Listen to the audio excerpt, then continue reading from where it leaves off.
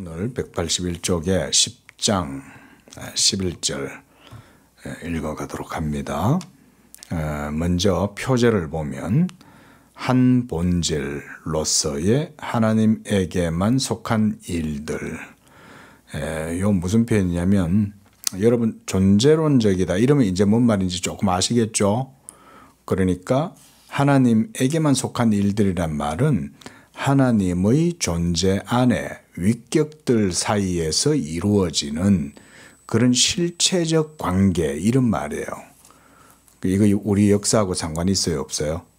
우리 역사하고 상관없죠, 그렇죠? 그러면 우리와는 상관이 있어요, 없어요? 우리와도 상관이 없죠. 말 그대로 하나님은 하나님 그분 자신에 대한 얘기인 거예요. 자, 창조가 하나님의 존재와 관련이 있습니까, 없습니까?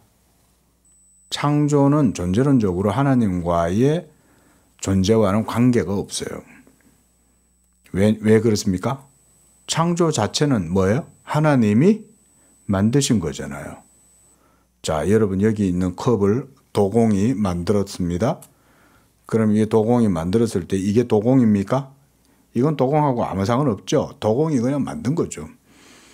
그러니까 하나님은 홀로 하나님이시고 그 하나님이 모든 세계를 창조하셨을지라도 창조된 세계는 하나님의 존재와는 존재론적으로는 아무 상관이 없어요. 이렇게 이해를 하셔야 됩니다. 만약 그렇지 않으면 범신론이나 자연신론이나 이상한 데로 빠져들어가요. 그래서 우리가 기독교에서는 하나님, 신의 존재 이런 것에 대한 성경적인 이해는 명확하죠. 하나님은 하나님이시고 이 광활하고 광대한 끝도 없는 이 우주라 할지라도 이 우주도 하나님의 창조의 하나의 말하자면 창조된 그런 세계일 뿐이죠. 그러니까 이제 이런 개념을 여러분들이 조금 이해를 하고 우리가 읽어 들어가는 게 좋습니다. 그래서 한 본질로서 이러면 한 본질에 위가 계시죠? 한 본질 안에 성부, 성자, 성령이 각각 실체이시면서 그러나 세 실체가 아니라 한 본질이시다. 그러면 성부는 실체가 아니시냐? 성부는 실체시죠. 성자는 실체가 아니시냐? 성자는 실체시죠. 성령도 실체시죠. 그런데 우리가 세 실체가 있다고 말하지 않는다 그랬습니다. 그렇죠? 우리가 지난주에 각각을 실체라고 할지라도 세 실체가 아닌 각 위격은 한 본질을 이룬다. 그래서 우리가 이것을 위격의 실체성이다. 이렇게 표현한다 그랬습니다. 위격의 실체성이라는 말은 성부, 성자, 성령 위격이 구별될지라도 세 실체로 각각 있는 게 아닌 분리된 상태가 아닌 나뉘어질 수 없는 한 본질을 이루고 있다. 그게 실체성이다 라고 이렇게 제가 명명을 한 거예요. 그 위격의 실체성 이건 순순히 우리말이에요. 우리나라 말. 그래서 제가 이제 신학을 신대원 때도 이제 갑바도기아 교부들 삼일체론도 그때 공부도 하고 지금까지 또 어거스틴도 받고 그리고 뭐 여러 신학자들의 삼일체론에 대해서 쭉 보면서 결국은 그거예요. 그러니까 이 공식 우리가 하나님의 한 본질 안에 존재론적으로 성부, 성자, 성령이 각 위격의 실체로 계시지만 세 실체가 아닌 한 본질 안에서 전체 위격이 한 본질을 공유하고 있는 거예요. 우리가 그런 걸 위격의 실체성이라고 그러는 거죠. 자, 지금 우리가 말하고 있는 건 전부 다 하나님에 대한 내용이죠. 그럼 하나님은 하나님 그분 자신의 존재 안에서만 모든 논의들을 우리가 할 수가 있죠. 그게 삼일체론이잖아요. 그렇죠? 뭔 말인가 이해되죠? 따라오죠? 예. 저는 어떻게 보면 이런 삼위일체론이라고 하는, 특히 이 어거스틴, 뭐 말하자면 우리가 뭐 어떻게 보면 사도 바울 다음에 물론 유명한 교부들이 있긴 하죠. 정말 대단한 교부들이 있긴 한데 학문적이고 어떤 기독교의 지성의 역사에 있어서는 사실은 사도 바울 다음에 우리가 어거스틴이라고 해도 되잖아요. 물론 그 중간에 여러 교부들이, 속사도 교부들이나 그 이후 교부들이 있긴 하지만은 이 어거스틴에 이르러서 이 교부들의 신학이 특히 삼위일체론과 기독론적인 측면에 있어 가지고 어떻게 보면 집대성을 했다고도 볼 수 있는 아주 그런 굉장히 의미가 있는 그런 이제 신학자잖아요. 근데 이런 삼위일체론을 한다는 게 사실은 의미가 굉장히 큰 거죠. 그때 어거스틴이 삼위일체론을 안 했더라면 어땠을까요? 이 삼위일체론이라는 책을 안 썼으면 어떻게 됐을까요? 서양의 특히 기독교 교회의 역사는 여전히 온갖 이단에 창궐하겠죠. 그죠? 하지만 이렇게 한 본질의 세 위격이 한 본질의 동일 본질로 계시는 그런 위격의 실체성을 이루고 있다. 제가 말만 하면 좀 헷갈립니까? 자, 그러니까 이런 얘기예요. 지금 삼위일체론이라고 하는 말 자체가 뒤에 론자가 붙었지만 사실은 뭐 우리가 하나님한테 무슨 논리 뭐 이런 게 뭐 무슨 로지컬하게 뭐 이루어진다 이런 거는 사실 인간적인 표현이잖아요. 그렇죠? 근데 이제 삼위일체론이다 뭐 이렇게 이제 말을 하긴 하지만 사실은 하나님 자신에 대한 이야기죠. 그렇죠? 하나님의 존재 우리가 이렇게 말하면 그는 삼위일체시다. 삼위가 일체이시다. 이 말이잖아요. 그럼 이 삼위가 일체이신데 이 하나님은 그러면 뭔 말이냐? 우리가 그러면 한 본질이라는 말을 씁니다. 한 본질이시다. 그러니까 삼위가 있지만 그러나 일체잖아요. 그렇죠? 그러면 그 말은 한 본질이시다는 거죠. 한 본질. 그리고 이 한 본질을 이룸에 있어서 삼위가 계신데 이 삼위가 성부, 성자, 성령이 각각 실체시죠. 각각 실체신데 우리가 이것을 세 실체가 있다고 말하지 않는다는 거죠. 실체 여기에서 이제 동방교부하고 서방교부가 이제 조금 이해를 좀 달리하고 그렇다고 해서 교리적으로 뭔가 문제가 있고 이런 건 아니고 표현상의 문제라고 그랬죠. 그 실체라는 말과 우리가 이제 저번에 공부를 했습니다. 그렇죠? 자, 실체라는 말과 본질 또 존재 이런 표현들을 우리가 하나님의 존재에다가 붙이잖아요. 이런 식으로. 그러면 사실은 다 같은 말이에요. 이게. 실체 이러면 그러니까 갑바도기아 교부, 동방교부들 입장에서는 성부, 성자, 성령의 각 위격의 실체를 이렇게 강조를 한 것이고 본질 이러면 우시아 또 에센티아 이러면은 이것은 이제 삼위의 한 본질, 동일 본질, 뭐 호모우시우스 뭐 이런 거 있잖아요. 그 동일함, 동일 본질 뭐 이런 것들에 대해서 이제 얘기를 한 거죠. 그리고 뭐 우리가 하나님의 존재 이러면 말 그대로 하나님 그분 자신 이런 말이잖아요. 그러면 하나님의 존재 그 자체는 사실은 이런 분이라는 거죠. 그래서 우리가 존재론적 삼위일체다 이런 말을 할 때 여기서 지금 표제에서 하나님에게만 속한 일들이란 말은 말 그대로 존재론적 삼위일체 하나님 자신 안에 일어나는 일들이죠. 그럼 이거는 하나님 자신 안에서 이루어지는 이것은 시간을 이미 시간하고 상관없는 거죠. 그죠? 하나님 존재 영원 그 자체 안에서 이루어지는 거니까. 그러니까 시간도 여기는 관련 없고 역사, 공간 이 모든 것 다 창조성이죠. 피조성이잖아요. 그러니까 창조하고는 상관없는 거예요. 이런 것들은 전부 다 그렇죠? 네, 이런 얘기예요. 자, 요런 얘기를 여러분들도 이렇게 이제 조금 생각을 이렇게 그런 거구나 이렇게 생각을 하시면서 이제 요런 글들을 좀 보자. 자, 11절 보겠습니다. 그러므로 우리는 새 본질을 말하지 않는 것. 여기에서 이제 본질 이렇게 번역이 되어 있지만 실체라고 해도 돼요. 본문에서는 실체로 이렇게 되어져 있습니다. 그러니까 말씀드렸듯이 실체나 본질은 사실은 뭐 좀 약간 좀 의미상 좀 다르게 말을 할지라도 사실 본질적으로는 같죠. 우리가 저번에 봤죠, 그렇죠? 실체라는 것은 그 어떤 것에도 붙일 수 없는 거죠. 피조된 어떤 모든 것들은 다 실체가 아니잖아요. 그죠? 식물이 자라려면 빛이 있어야 되고 태양이 있어야 되고 광합성을 해야 돼요. 그럼 벌써 실체가 아닌 거죠.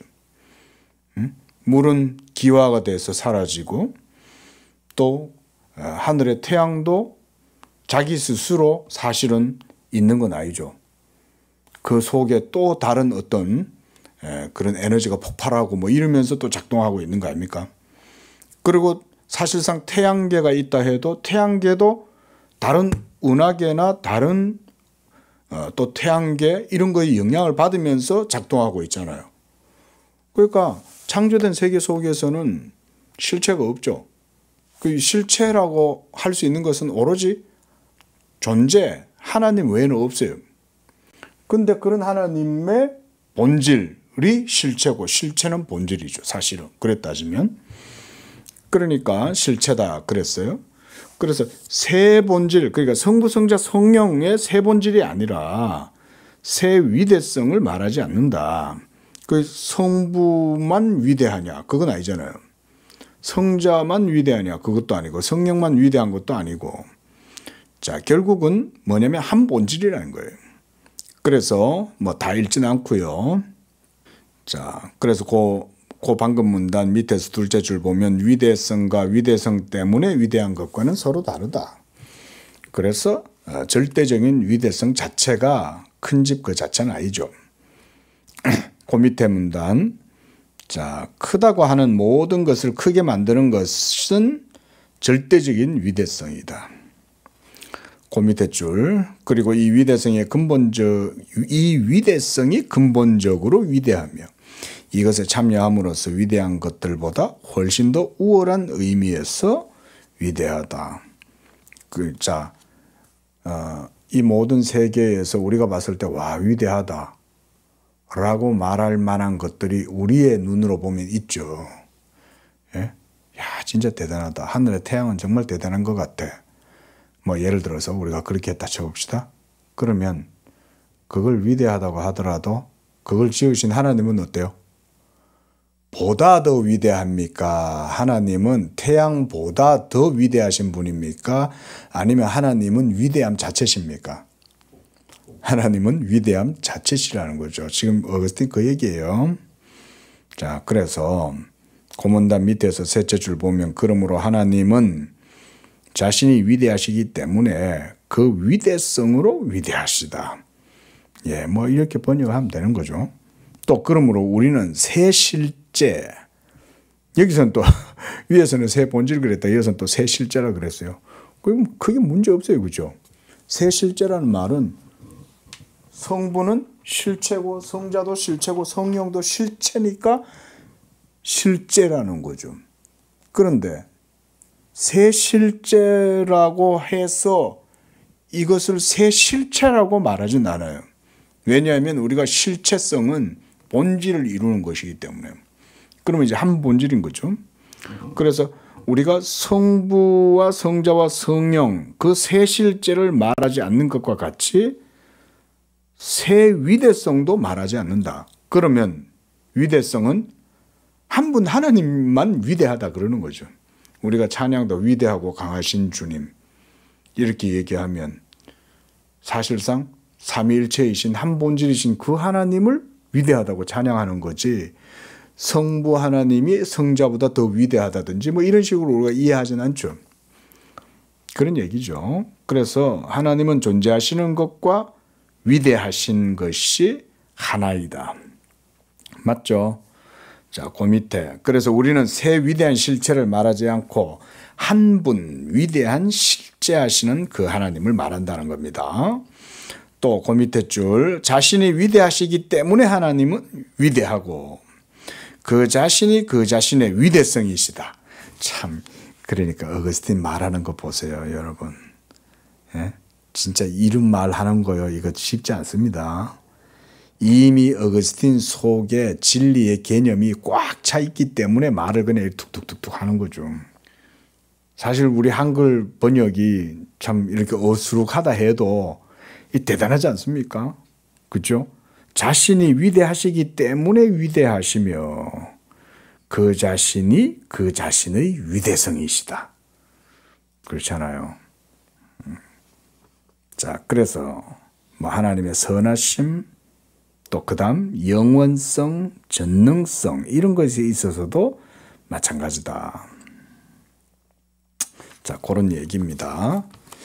자, 뭐 아주 뭐 깊이 있게 중요한 건 아니지만 결국은 세 실체가 위격의 실체성 가운데 한 본질을 이루고 계시기 때문에 분리되거나 따로 위대하신 건 없죠. 하나님은 오로지 위대하시다라고 할 땐 삼일체 하나님 그분 자신이 한 분이 그냥 위대하시다 이런 얘기죠. 자, 182쪽 12절입니다. 그러나 같은 삼일체 안에서 어느 한 분에 대해서 하는 말은 그분 자신만을 말하는 것이 아니라 다른 분들과의 상호 관련 하에서 또는 피조물에 관련해서 말하는 것이다. 자, 여기서 보면 이제 성부, 성자, 성령 가운데 어느 한 분에 대해서 우리가 말한다고 해봅시다. 예, 그럼 이제 어거스틴이 삼일체의 한 본질과 위격의 실체성을 이런 식으로 지금 풀어가면서 설명하고 있는 거예요. 자, 그림을 그려봅시다. 이게 지금 뭐 어쩔 수 없이 써야 돼요. 성부, 성자, 자, 성령. 자, 우리가 이렇게 놓고, 그래서 여기도 보면 삼위일체 가운데 어느 한 분에 대해서 말을 했다라고 할 때, 그것은 예를 들어서 우리가 성부에 대해서 말했다, 성자에 대해서 말했다, 성령에 대해서 말했다라고 얘기할 때는 그 한 분에 대해서 하는 이 말, 성부에 대한 그 말은 성부 하나님 자신만을 말하는 것이 아니라 그 다음 뭐라 그래놨어요? 다른 분들과의 상호 관련성. 그러니까 성부 대심, 성자 대심, 성령 대심이란 말 우리가 지난 시간에도 봤어요. 그렇죠? 예.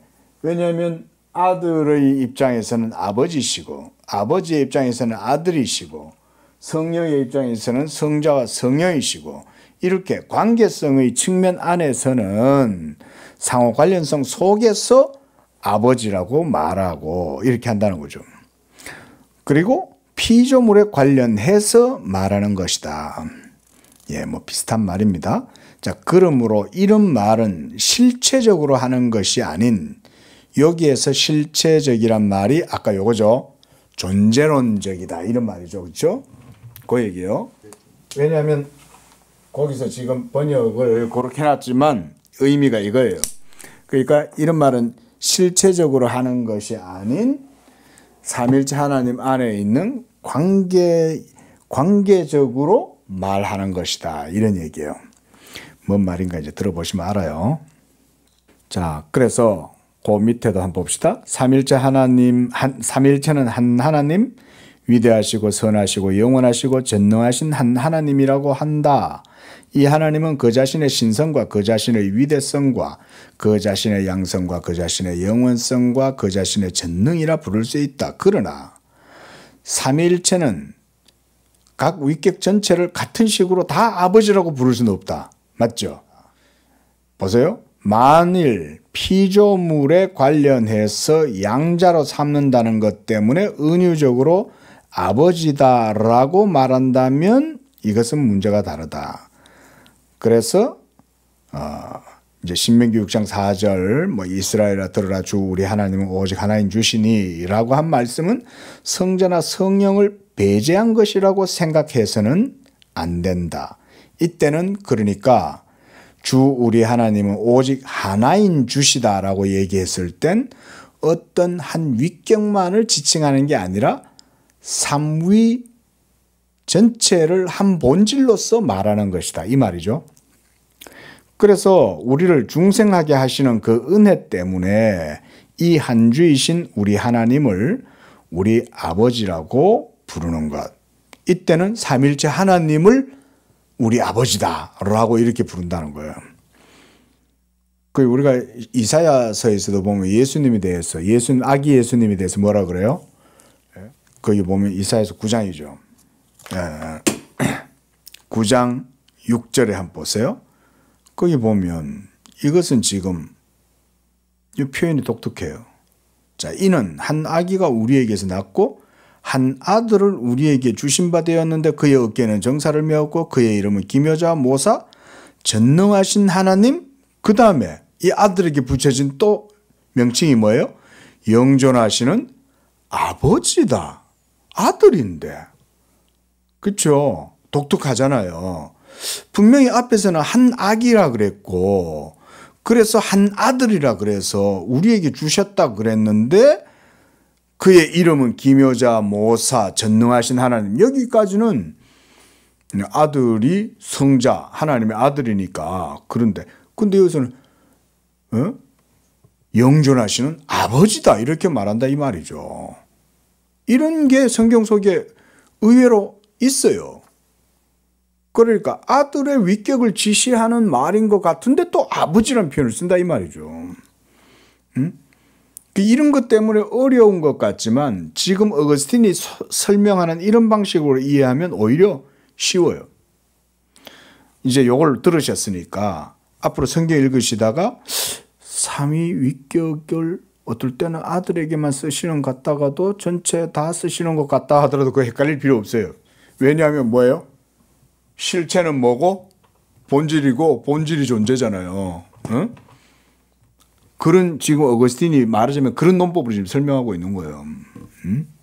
그러니까 지금 이제 그 텍스트로 다시 돌아가 보면 중생에 하시는 그 은혜 때문에 한 주이신 그 하나님을 우리 아버지라 부르는 것이 옳다. 그런데 그 밑에 줄 보십시오. 이제는 그 위격에 관련해서는 삼위일체를 성자라고 부르는 것도 전혀 허락되지 않는다. 그렇죠. 삼위일체는 성자가 아니죠. 왜냐하면 삼위일체 가운데 성자는 실체로서 성자잖아요. 그러면 성자는 성자죠. 그래서 우리가 이걸 자주 이제 우리가 삼위일체론 지금 공부하면서 제가 성자는 성자고 성령은 성령이시고 성부는 성령이다 이런 표현 자주 쓰잖아요. 그건 뭐냐면 실체시란 말이죠. 존재론적으로 성부도 실체시고 성자도 실체시고 성령도 실체시다. 하지만 존재론적으로는 뭐예요? 세 실체가 있어요? 아니죠. 한 본질이시다. 이렇게 이제 얘기를 하는 거죠. 그렇죠? 그런데 관계의 측면에서 보면 아버지는 낳으셨죠?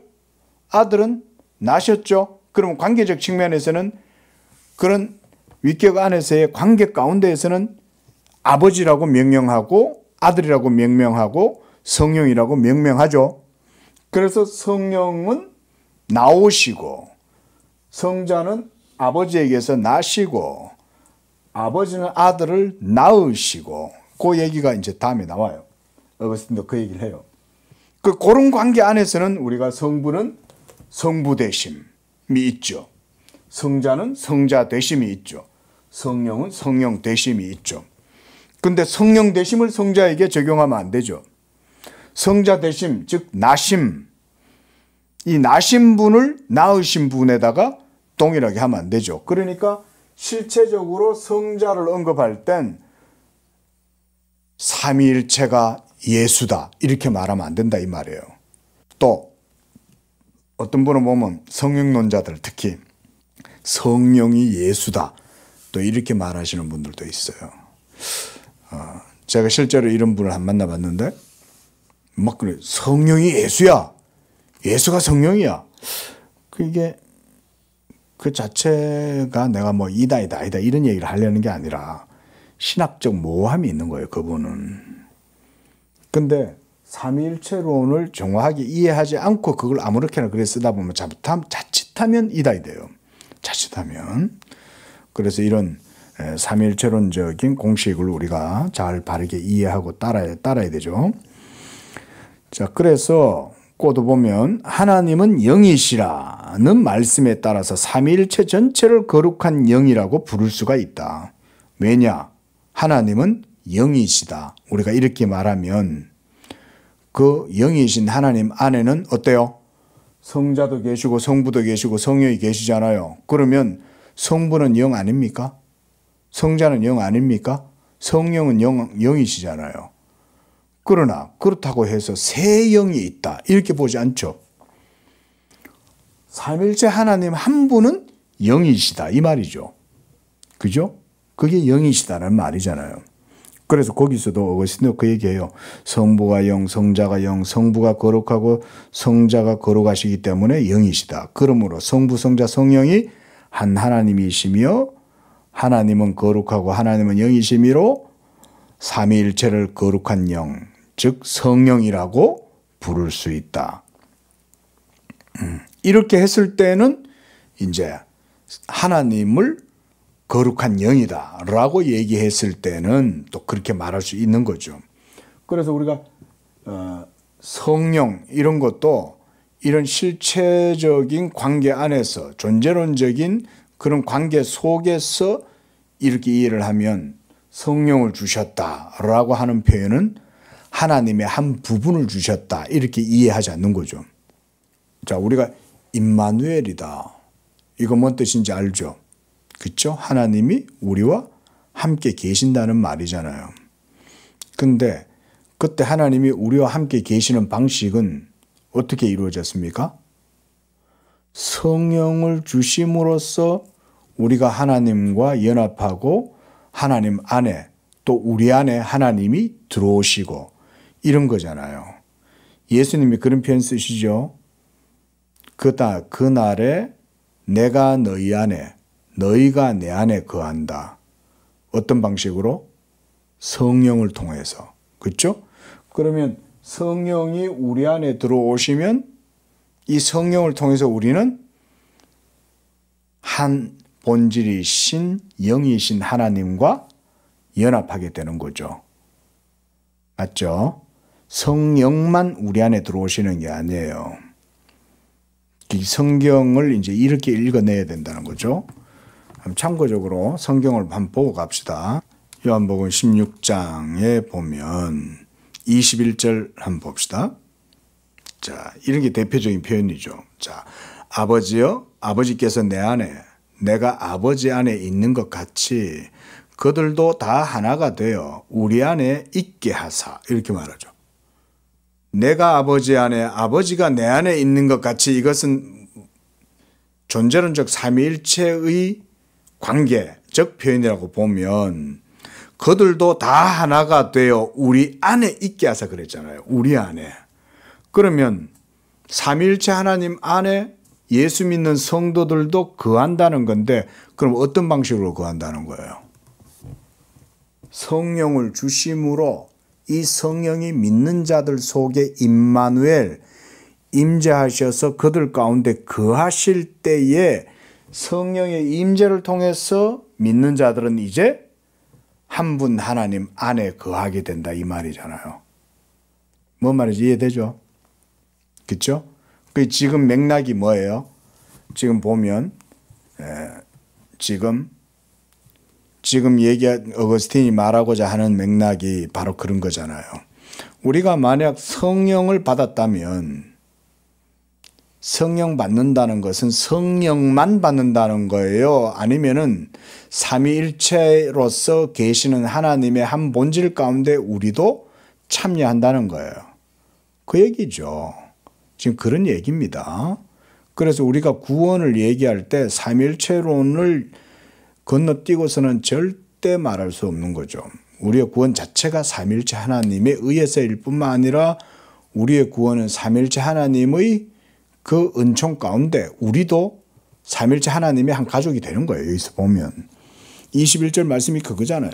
아버지와 아들이 서로 내주하셔서 하나가 되신 것처럼 그들도 다 우리와 같이 하나가 되어 우리 안에 있게 하셔서 이 말이잖아요. 이게 이제 바로 이런 표현이라고 할 수가 있어요. 자, 고단 문단. 그렇더라도 삼일체가 아니고 삼일체 안에 계신 것으로 이해되는 성령에 대해서는 또 어떻게 이해한다? 그때는 이제 관계적으로, 위격, 좀 달리 말해보면 이제 위격적으로 이렇게 이제 보는 거죠. 위격적으로. 성부의 실체이심, 성자의 실체이심, 성령의 실체이심이 각각의 위격의 존재론적 그런 내재적 관계 속에서 이루어지고 있을 때에는 그때는 성령 이러면 제3위, 그때 성자 그러면 제2위, 그때 성부라고 우리가 부르면 그분은 제1위. 우리가 이런 식으로 이해를 한다는 거죠. 자, 그래서 이 성령은 성부와 성자의 영으로 성부와 성자와 관련이 되어 있기 때문에 그때는 그렇게 부른다는 거죠. 뭐 어려운 얘기가 아닌데 내가 괜히 어렵게 얘기하는 것 같아. 자, 그럼 뭐 넘어갑시다. 자, 그 다음 183쪽 12장 상호관계. 이것은 존재론적 삼위일체 하나님 그분 자신의 존재 양식 안에서의 상호관계 얘기예요. 그래서 상호관계를 표시하는 이름이 없을 때가 있다. 자, 13절 성령이라는 이름은 상대적인 것이어서, 그렇죠? 왜 성령이라는 이름은 상대적이에요? 성부가 아니시고 성자가 아니시잖아요. 그렇죠? 성령이 실체시라도 그분은 성부가 아니시고 성자가 아니시죠. 관계적으로 보면. 그래서 삼일체 자체가 아니라 그 안에 있는 것이라고 우리가 말하는데 성령의 상대자에게는 대응하는 이름이 없는 것을 보더라도 독자는 이상하게 생각할 필요는 없다. 왜 이상하게 생각할 필요가 없어요? 뭐 때문에? 아까 얘기했죠. 성자를 말한다고 할 때 성자의 실체성을 말하면 그것은 곧 사실은 본질과 동일하죠. 동일 본질이죠. 그렇죠? 성령도 마찬가지죠. 그러니까 뭐 이상하게 생각할 필요 없다고 그러는 거예요. 거기서 셋째 줄 내려오면 그러나 우리는 성부의 성령이라고 말하지만 성령의 성부라고 하진 않죠. 예수님도 내가 아버지에게 영을 받아 이렇게 얘기하지, 그죠? 그 얘기예요. 여기서도 그렇게 말한다면 성령이 성부의 아들이라고 해석될 것이기 때문이다. 그와 같이 성자의 영이다, 그리스도의 영이다 라고 말하지만은 성령의 성자다 이렇게는 말하지 않는다는 거죠. 그건 뭐 때문에 그렇습니까? 관계 때문에 그런 거예요. 관계 때문에. 예? 존재론적으로는 한 본질이라 그랬습니다. 그렇죠? 한 본질인데 존재론적 삼일체 내재적인 그 관계 안에서는 성부 대심이 있고 성자 대심이 있고 성령 대심이 있죠. 성자는 낳으셨지 나신 분이 아니잖아요. 성자는 아버지에게서 나셨지 낳으시는 분이 아니잖아요. 벌써 이런 관계가 있다 이 말이죠. 그 관계를 지시하는 측면에서 성령을 얘기할 때는 성령은 성령의 위격에 고요하게 돌려지는 이름으로 말한다 그 말이에요. 거기서 둘째 줄 내려와서 그러나 우리는 권했고, 자, 고문단 밑에 제일 밑에 줄 그 상호 관계를 표시하는 대응하는 이름이 그것들에는 없는 경우가 많다. 왜냐하면 어떤 경우에는 성자를 보면 아까 이사야서처럼 영존하시는 아버지다 이렇게 지칭해도 이상할 게 없는 거죠. 그런 것 때문에 헷갈릴 필요 없다 이 말이에요. 예를 들어서 누군가가 삼위일체를 반박하면서 비판한다, 반대한다 이러면서 그런 얘기를 할 때 우리는 이런 얘기를 하면 되죠. 어거스틴처럼 하나님의 실체성은 본질과 다르지 아니하고 하나님의 한 본질은 위격의 실체성을 그 속에 다 담고 있다. 이렇게 이제 이해를 하면 되겠죠. 자, 184쪽 13장입니다. 삼위일체에서는 시초, 우리가 이거는 다 잘 아는 단어죠. 프린키피움 이러면 원초적이다, 태초에 이런 그 라틴어로 우리가 프린키피움 이러면 이 인프린키피오 이러면 태초에 이런 말이잖아요. In the beginning 이럴 때 그 말이 바로 이거예요. 이 프린키피움이란 말을 할 때 이 말을 상대적으로는 어떻게 쓰는가? 자, 봅시다. 14절. 그러므로 성부라는 이름은 상대적으로 쓰며 성부는 또 상대적으로 시초, 원초, 시초, 근원이라고도 부른다. 이렇게 표현을 합니다. 그러니까 성부 하나님을 근원이다, 시초다, 원초다, 근본이다 이렇게 얘기를 하면 이것의 의미는 관계적인 측면에서 이해를 해야 된다 이 말인 거예요. 왜냐하면 다 동일 본질이잖아요. 성부, 성자, 성령이 동일 본질인데 그러나 삼위일체 하나님 안에 있는 위격의 실체성 그 안에서의 관계에서 보면 이런 표현은 성부에게는 프린키피움이라고 명명한다는 거죠. 그래서 그 다음 줄 보면 그러나 그는 성자와의 관계에서 성부되심이라고 부르죠. 그래서 그에게서 온 모든 것과의 관계에서 그래서 시초라고 부른다. 왜냐하면 아들은 아버지에게서 나셨잖아요. 그렇죠? 그런 의미에서 시초라고 부른다는 거예요. 자, 이거는 우리가 지난 시간에도 봤듯이 아리우스파가 어떻게 이렇게 새 하나님 안에 있는 이런 위격과 안에 이런 각각의 위격이 실체를 이런 식으로 말을 한다고 하면서 어떻게 한 본질이라고 하냐 이러면서 이제 딴지를 걸었죠. 아리우스가. 그때 어거스틴이 이제 잘 응수를 했습니다. 그렇죠? 자, 그것까지 지금은 또 할 건 없고. 그러니까 관계라는 거죠. 그리고 그와 같이 성자도 상대적인 이름이고 왜냐하면 아버지에게는 성자잖아요. 이해되죠 이게? 뭔 말인가?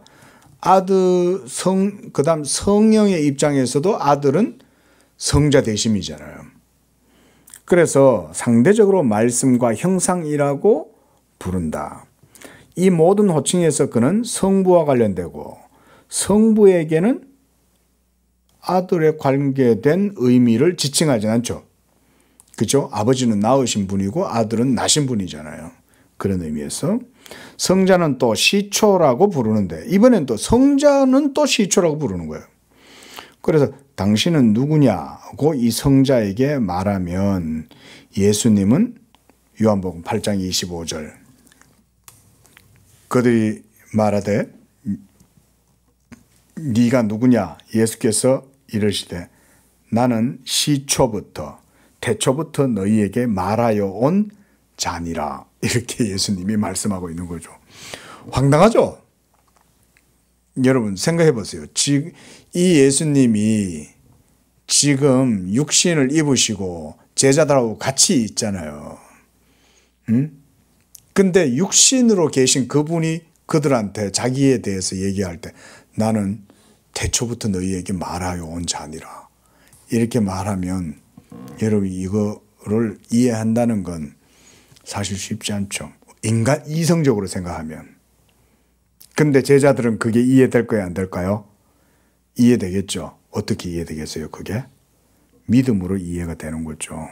이미 그리스도와의 관계 속에 있으니까 그게 이해가 되는 거죠. 자, 그런 의미에서 어거스틴이 이 요한복음 8장 25절도 인용을 했습니다. 그래서 예수님도 자신을 시초다라고 얘기하는 거죠. 그러면 아들이 성부의 시초가 되십니까? 그건 아니죠. 그죠? 성부 하나님과의 관계 안에서는 우리가 그렇게 말하지 않아요. 그래서 성자가 자기를 시초라고 하셨을 때는 뭐 때문에 시초라고 그랬냐면 만물이 그에게서 나고 그랬단 말이죠. 응? 모든 만물이 그에게서 났다라고 얘기할 땐 성자의 위격이 모든 것의 근원, 시초가 되었다 이 말이죠. 그런 의미로 자기를 창조자라고 밝히려고 하셨다 그랬습니다. 모든 것이 성부에게서 왔으므로 성부가 피조세계의 시초이신 것과 또 아들이 모든 창조세계의 시초이신 것이 같다 이렇게 말하고 있는 거죠. 대단하지 않습니까? 그런데 창조주의 피조물과의 관계는 주인과 종의 관계와 같다. 뭐 그렇죠. 그래서 우리가 성부도 시초라고 하고 성자도 시초라고 하면 피조 세계에 있어서는 두 시초가 있나요? 그건 아니죠, 그죠? 삼일체 하나님 한 분이 모든 창조된 세계에 있어서는 시초잖아요. 예? 그렇다는 거죠. 그래서 성부도 시초, 성자도 시초라고 하면 피조 세계는 두 시초가 아닌 성부와 성자는 함께 피조 세계의 한 시초가 되시는 거죠. 그렇죠? 그래서 한 창조주시요 한 하나님이시기 때문이다. 이런 얘기를 어거스틴이 이런 식으로 쭉 설명합니다. 그래서 그 밑에는 이제 그 의미를 조금 풀어서 설명하는 문단이에요. 어떻게 하는지 잠깐 봅시다. 이해는 되지만. 자, 그러나 어떤 것이 그 자체 안에 머물러 있으면서도 어떤 다른 것을 만들어낼 때는 이게 이제 피조된 거죠. 그 피조된 것에 대해서 피조한 그것은 시초가 되죠. 예? 우리가 예를 들어서 마이크로소프트의 컴퓨터의 시초는 누굽니까? 예? 그 누구예요? 갑자기 이름이 생각이 안 난다. 예? 마이크로소프트의 시초는 이름이 뭡니까 그 사람? 어쨌든 옛날에 무슨 전자계산기를 만든 사람의 시초는 누구다 이런 식으로 말할 수 있다는 거죠. 자, 우리는 성령을 시초라고 부르는 것도 바르다는 것을 부인할 수 없다. 왜냐하면 성부, 성자, 성령은 동일 본질이잖아요. 예? 그러니까 사실은 성령도 시초가 되시는 거죠. 그렇게 보면 이 말장난 아닌 거 알죠? 이거 말장난 아닙니다. 지금 우리는 성령과 창조주라는 호칭을 분리할 수 없다. 성경에 성령이 역사하신다고 하며 물론 그는 역사하실 때 자신 안에 머무르면서 그가 역사하는 어느 것으로도 변하시지 않는다. 아까 말씀드렸죠.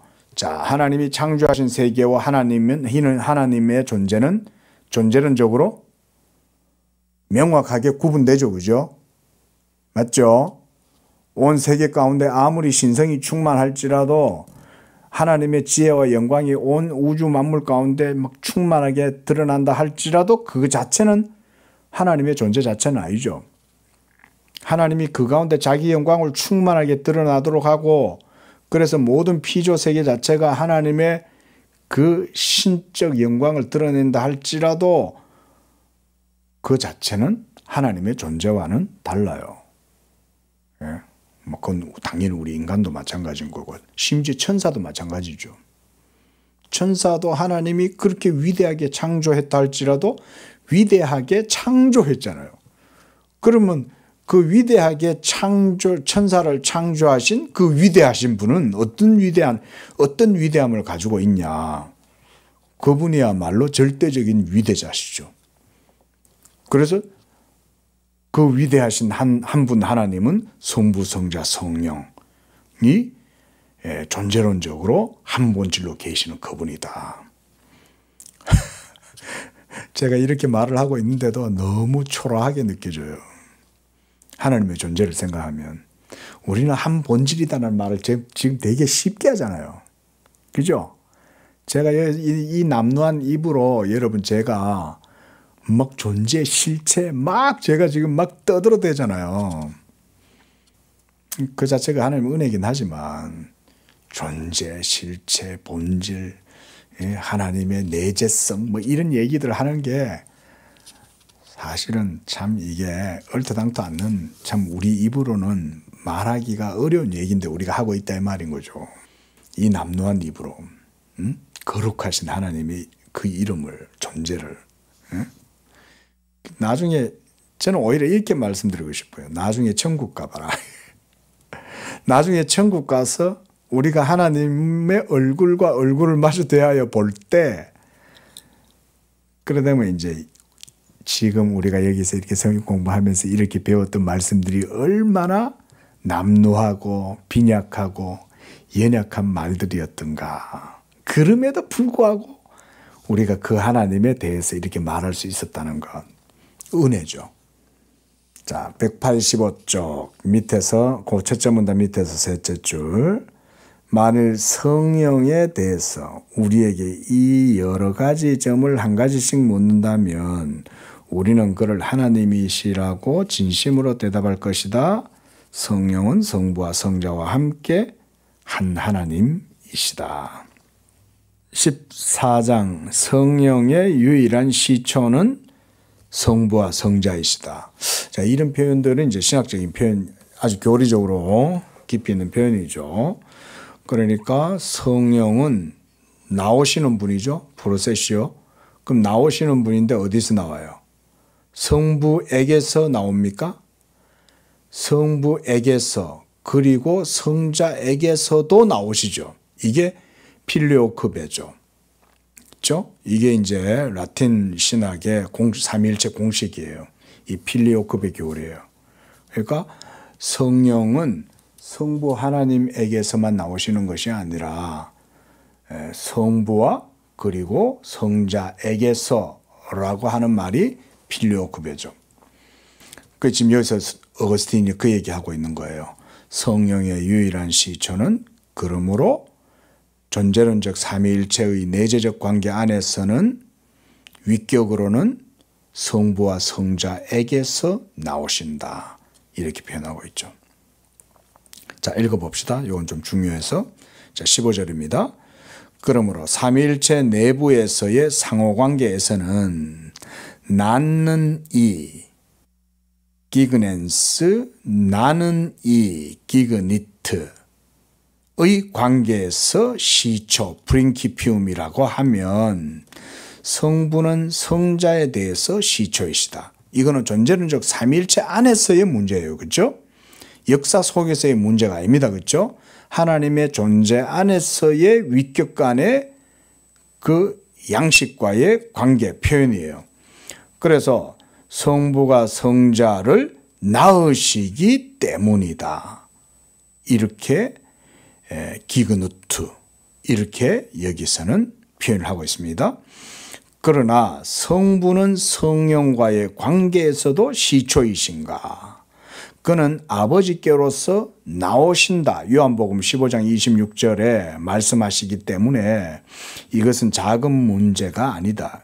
만일 그렇다면 성부는 그 낳으시는 것에 대해서뿐 아니라 성령을 주시는 것에 대해서도 시초이시겠기 때문이다. 이해되죠? 그렇죠? 예수님은 성자는 아버지에게서 나셨잖아요. 그러면 성령은 나셨어요? 아니죠. 성령은 나오시는 거잖아요. 그렇죠? 그러면 아버지는 아들은 낳으시는데 그러면 성령은 나오시는 것이니까 내보내시는 거잖아요. 이게. 그러니까 나심과 나오심이 다르죠. 그 이제 그런 얘기를 지금 어거스틴이 지금 하고 있는 겁니다.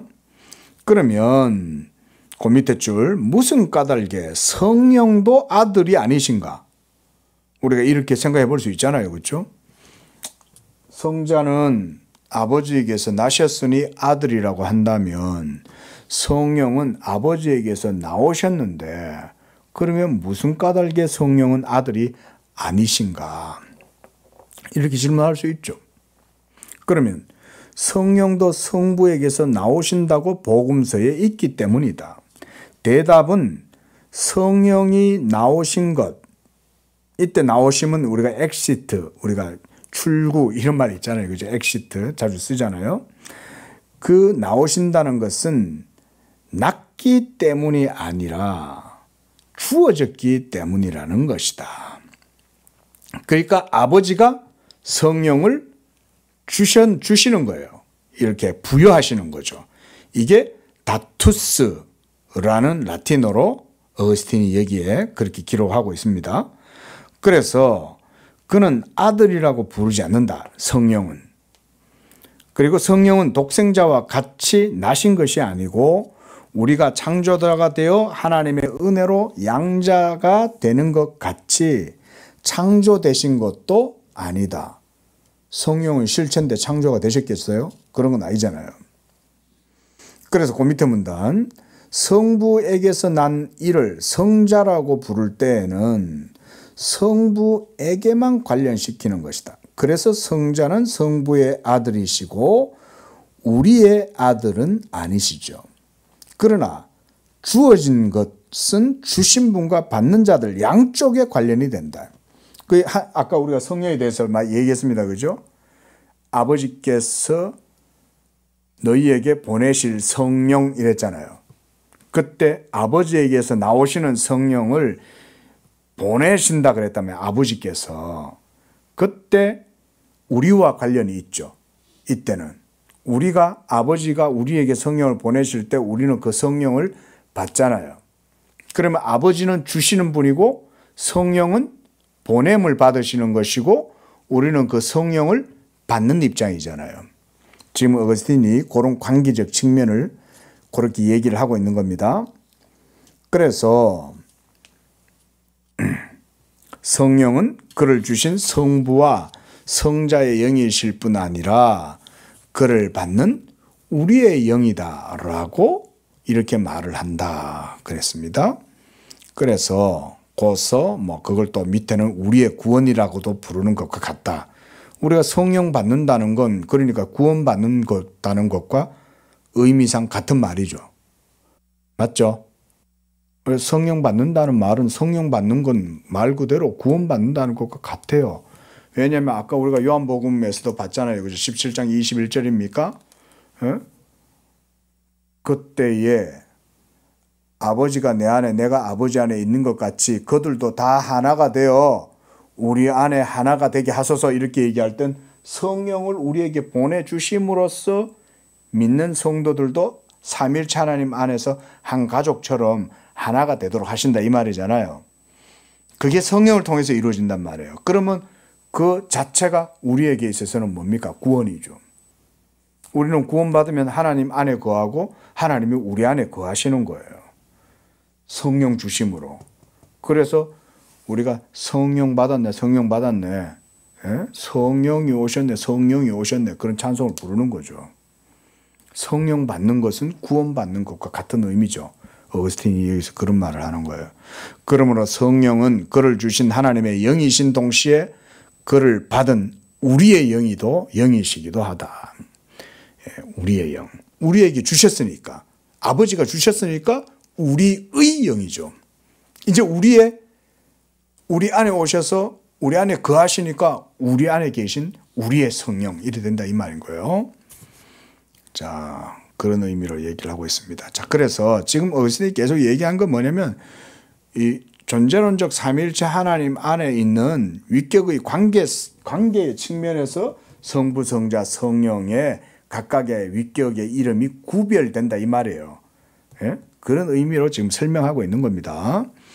자, 그래서 그 밑에 문단 밑에서 한 6째 줄 봅시다. 그러므로 주어진 것, 이건 이제 성령을 얘기하죠. 이 주어진 것에 대해서는 주는 이가 시초시죠. 그러면 성령은 누가 주셨어요? 아버지가 주셨죠. 그러면 성령은 아버지에게서 나오셨으니 아버지가 시초다 이 말이죠. 그래서 그 시초되는 이 아버지에게서 나온 것을 우리는 받았으므로 그 시초 외에 다른 근원이 없다.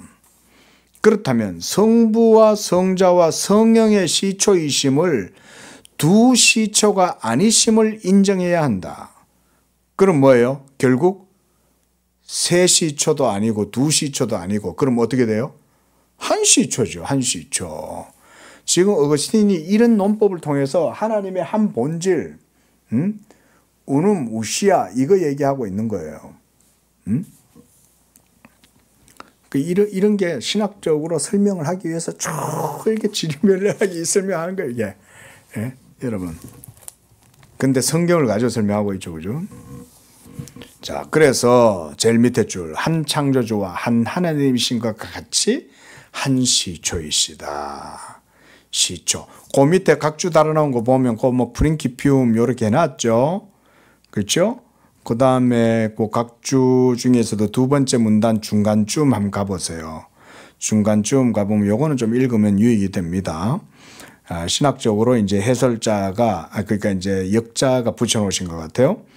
그래서, 두 번째 문단 한 넷째 줄 보면 분할되지 않는 한 본질을 받으며 이게 존재죠. 그 다음 성령이 성부 성자의 영원한 쉼, 이것은 네어쉼, 루아흐 이 얘기예요. 쉼, 숨을 쉰다 할 때 그거 얘기입니다. 에 의해서 같은 한 본질을 받는다는 뜻이다. 그래서 시초라는 말은 본질에 관한 것이 아닌 위격의 고유한 특수성, 그게 그러니까 성령은 나오심이잖아요. 프로세시오잖아요. 그렇죠? 아들은 게네시스고, 그렇죠? 그래서 게네스, 아들은 거기에서 게넨, 나시고, 아버지는 낳으시고, 성령은 나오심, 이런 이제 위격의 특수성을 표현하는 것이다. 이렇게 이제 설명을 잘 해놨습니다. 그래서 아들됨은 아버지됨에서 시작하지만 성자의 신성은 시작되는 것은 아니고, 둘째 위격으로서 성자는 성부에게서 시작하지만 성부가 성자로부터 본질을 전달하시기 때문이고, 성자의 아들됨은 성부에서 시작하지만 성자의 신성은 그렇지 않죠. 왜냐하면 아들은 아버지에게서 나시는 분이지 낳으시는 분이 아니기 때문에 그렇죠. 성령에 관해서 시초라고 말할 때도 같은 뜻이다. 성령이 나오심은 성부 성자의 내시심, 이건 내어심. 우리가 이제 예수님도 제자들한테 성령 받으라 하면서 어떻게 하셔요? 후 이렇게 하시죠. 그거 표현, 그게 그 의미예요. 루아흐, 숨을 내쉬는 거예요. 그래서 성령의 신성은 그런 의미에서는 그러니까 존재론적 위격 안에서는 성령은 시초가 아니죠. 아버지에게서 나오시는 거니까.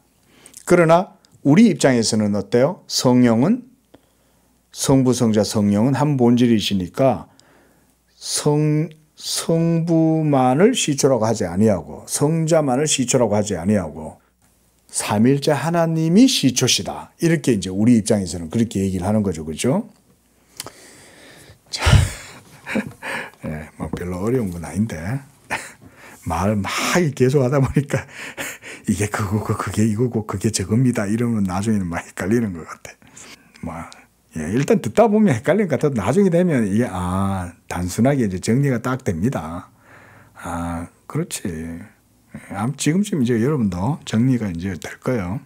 자, 15장. 성령은 선물로 주시기 전에도 후와 같이 선물이셨는가? 자, 성령이 우리에게 주어졌잖아요.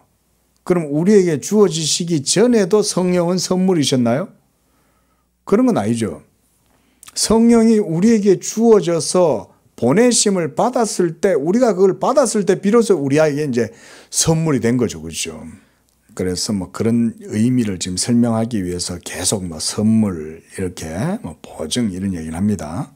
자, 16절. 성자는 나심으로써 성자이실 뿐 아니라 절대적으로 존재하시는 것과 같이 성령도 주어지심으로써 주어지실 뿐만 아니라 절대적으로 존재하시는 것인가.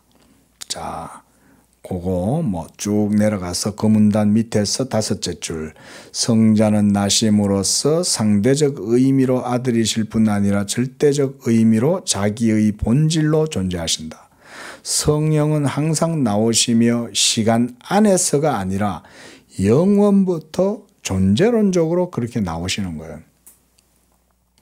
그러나 주어지실 수 있도록 나오시기 때문에 주어질 상대가 있기 전에는 그러면 선물이셨는가?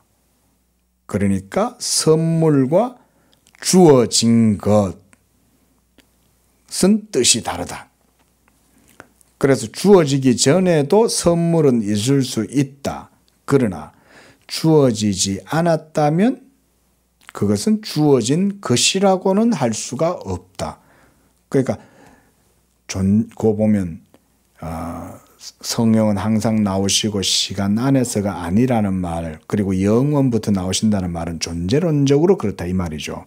세상이 있기도 전부터 성령은 아버지에게서 나오신 거예요. 아들에게서도 나오시고. 그런데 이제 아들이 구속사역을 마치고 지상의 교회에 성령을 보내시잖아요.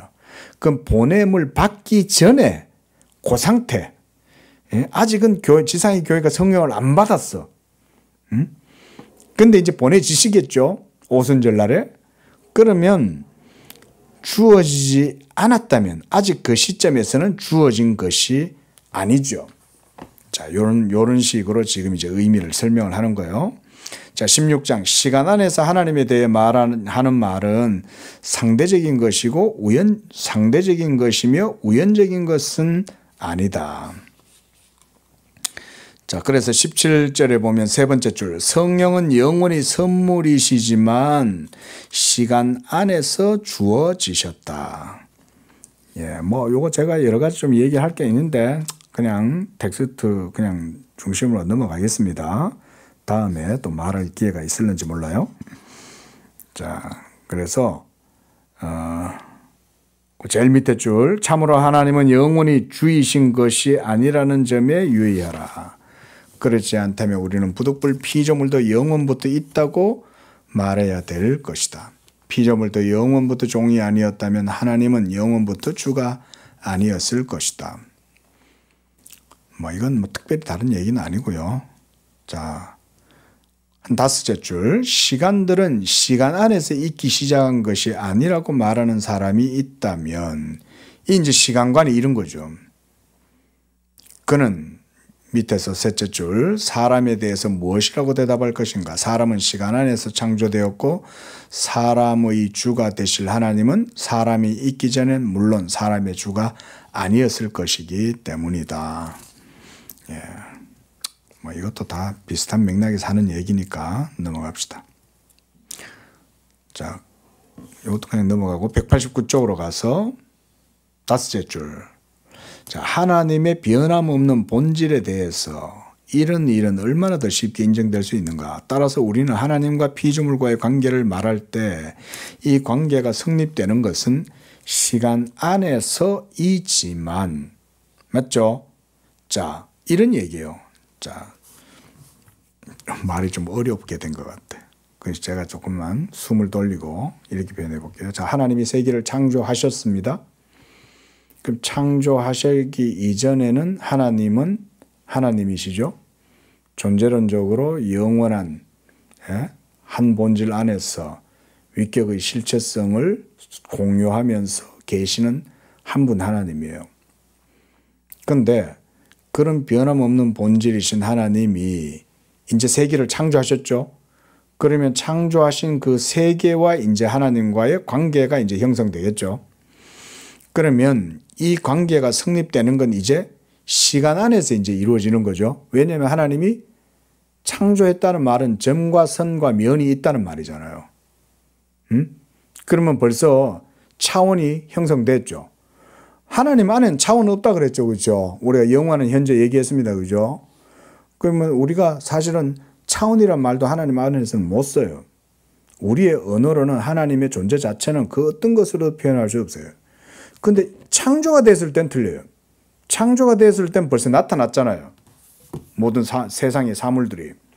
그럼 모든 사물들은 질서가 있고 그 모든 질서는 그냥 되는 게 아니고 의미론적 질서죠. 모든 세계가 다. 그러면 그 모든 창조 세계 자체가 하나님의 언어성을 보여주죠. 벌써. 예? 태초에 말씀이 계시니라. 그 말씀이 하나님과 함께 있었고 그 말씀은 하나님인데 그로 말미암아 만물이 지은 바 되었고 그가 없이는 된 것이 하나도 없었더라. 또 히브리서 4장에 보면 하나님이 말씀으로 모든 세계를 지었고 우리가 믿음으로 안다 이렇게 말하잖아요. 그러면 모든 세계가 창조되고 나서부터는 이제 그 피조 세계와의 관계 속에서 우리는 하나님을 말하고 인식하죠. 지금 그런 말을 하고 있는 거예요. 그래서 시간 안에서 그 관계가 성립이 되지만 자, 하나님의 본질에는 아무 일도 없다. 그러니까 아까도 말했듯 하나님이 세상을 창조하셨다고 해서 하나님의 존재 안에는 무슨 변화가 안 생기죠. 그저 하나님은 하나님이에요. 그 하나님의 영원성과 존재성은 아무런 변화가 없어요. 또 내재적 삼위일체 안에 존재론적인 관계도 아무런 변화가 없어요. 다만 창조 세계가 형성되었을 뿐이에요. 그러나 하나님이 모든 세계를 창조하실 때는 무엇으로 창조하셨어요? 말씀으로 창조했죠. 그 말씀의 위격은 성령에게 돌려져요? 성자에게 돌려져요? 성자에게 돌려지죠. 그죠? 태초에 말씀이 계시느라 얘기했을 때 그 홀로고스라 그러잖아요. 예수 그리스도의 인격으로 돌리잖아요. 성령의 말씀으로 지으신 게 아니에요. 아버지가 아들의 말씀으로 세계를 지으신 거예요. 그러면 이제 이 창조되어진 시간, 역사, 공간 속에서 우리가 하나님을 말할 땐 필연적으로 성자의 말씀을 통해서 담지하고 성자의 말씀을 가지고 하나님의 관계를 인식하는 거예요. 맞죠? 요거는 따라오죠. 우리가 그래서 바빙크의 삼일체론 할 때도 강조했고 어거스틴 삼일체론 하면서도 계속 앞에서 강조했던 게 예수 그리스도의 말씀이 아니고서는 삼일체 하나님을 인식할 수 없다 그랬잖아요. 그 말은 뭐냐면 그러니까 창조된 피조물과의 관계와 창조주와의 관계가 시간 안에서 이루어질 때는 우리는 모두가 다 이런 위격 간의 관계 속에서 인식하게 되는 거죠. 그렇다고 해서 하나님과의 그 본질적인 관계가 무슨 변화가 생기거나 그런 건 아니죠. 그래서 거기도 제일 밑에 줄에 보면 하나님의 본질과 관계를 맺게 된 피조물에만 어떤 일이 있었다 이렇게 이해해야 된다는 거예요. 맞죠? 그죠? 여기서는 무에서 유로 생겨났죠. 그죠? 그러니까 없다가 생겨났어요. 아담도 없다가 원래 생겨난 거예요. 그렇죠? 아담도 눈을 딱 뜨고 숨을 내쉬기 시작한 거 아닙니까? 하나님이 그 코에 생기를 불어넣으시니 그때부터 숨을 딱 쉬고 의식이 활동하고 인식하고 그 다음에 담지하고 해석하고 막 이런 것들이 이제 이루어지는 거죠. 그 아담이. 그러면 아담이 눈을 열어서 모든 세계를 봤을 때 그에게는 놀랍지만 경탄할 일이지만 그러나 의심스럽거나 두렵거나 이런 건 하나도 없어요. 하나님이 자기의 말씀으로 벌써 위격 구별이 생기잖아요. 그죠? 지금 어거스틴이 이런 논법을 쓰는 거예요. 자, 하나님이 창조하시지 않았을 때는 삼일체 하나님 안에 있는 위격의 구별 자체도 필요 없죠. 물론 존재론적으로 삼위일체이셨지만 그 하나님의 영원하신 내재적 특성이 영원히 그대로 있었을 뿐이죠. 그런데 세계가 창조되자 하나님이 자기의 말씀으로 창조하셨다. 이렇게 되잖아요. 그러면 아버지가 시초이고 아들을 통해서 지었다. 이런 의미의 맥락이 형성되죠. 그죠? 이런 것이 이제 피조물과 창조주 하나님과의 관계를 통해서 이런 말하자면 서사가 이제 이루어진다. 이런 얘기인 거예요.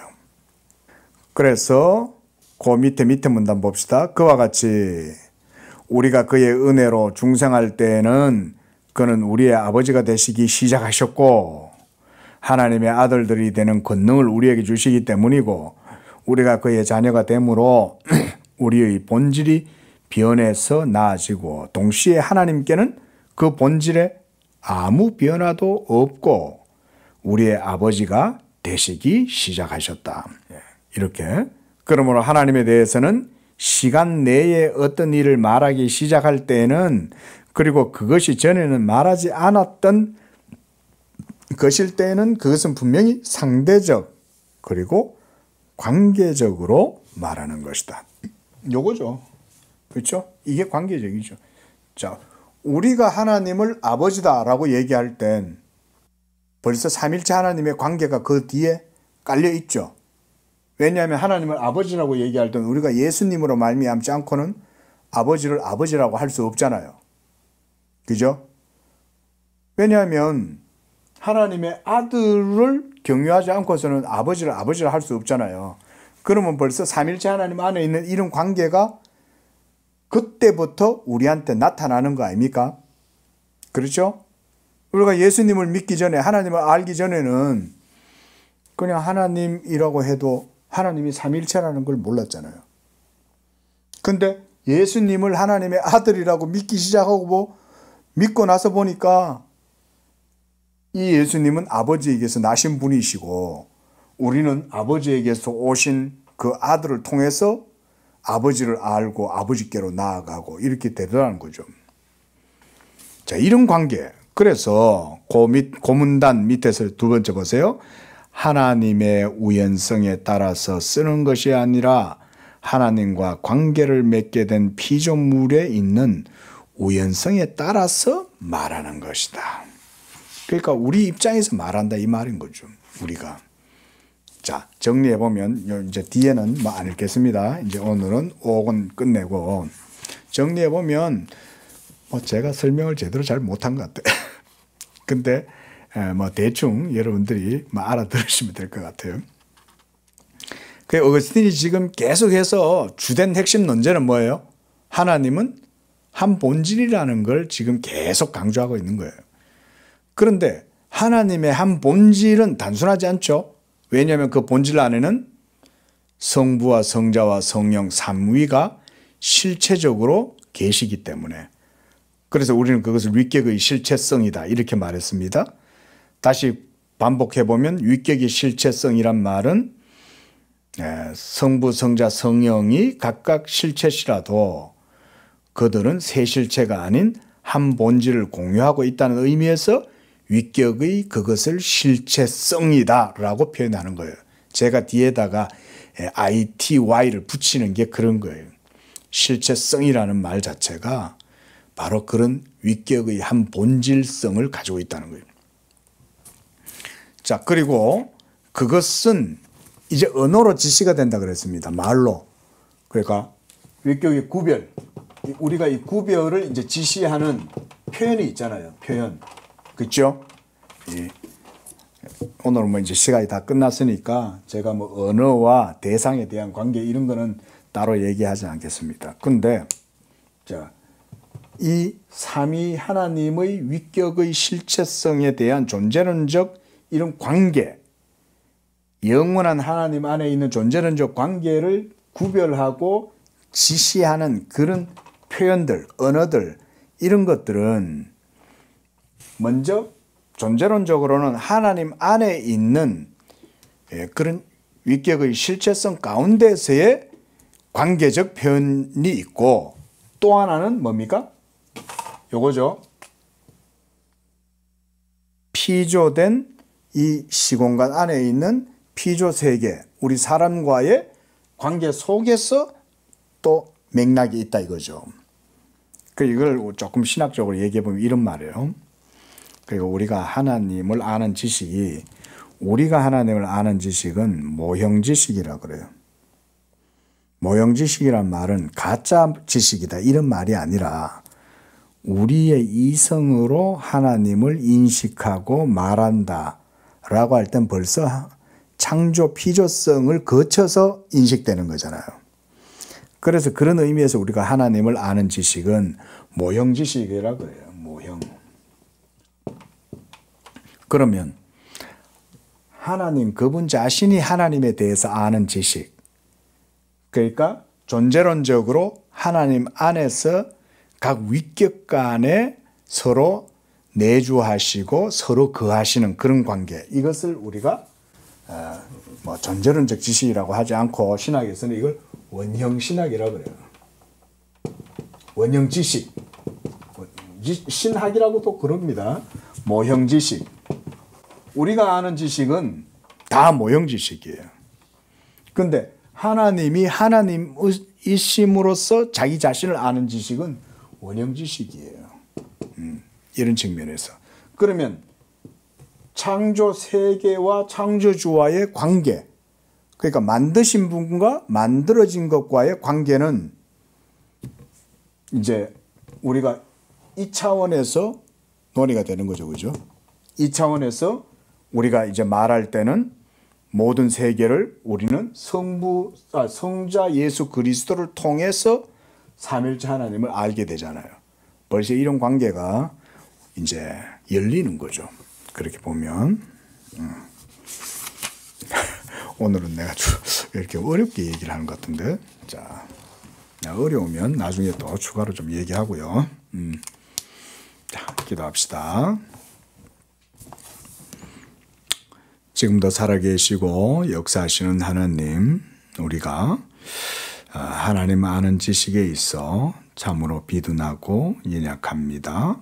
그러나 예수 그리스도를 통해서 우리에게 비추어 주시는 그 하나님의 영광을 아는 빛을 통해서 우리가 하나님의 아버지 되심과 우리 주 예수 그리스도 되심과 또한 그 성부와 성자에게서 나오시는 성령 하나님, 우리 안에 오셔서 우리로 하여금 아바 아버지라 부르게 하시는 이 성령의 은혜를 우리가 이것을 통해서 깊이 알아갈 수 있도록 인도하여 주시옵소서. 또한 삼일째 하나님을 알아갈수록 한 분 하나님께 온전한 영광을 돌려드리는 그런 우리의 믿음이 되게 도와주시옵소서. 예수님의 이름으로 기도합니다. 아멘.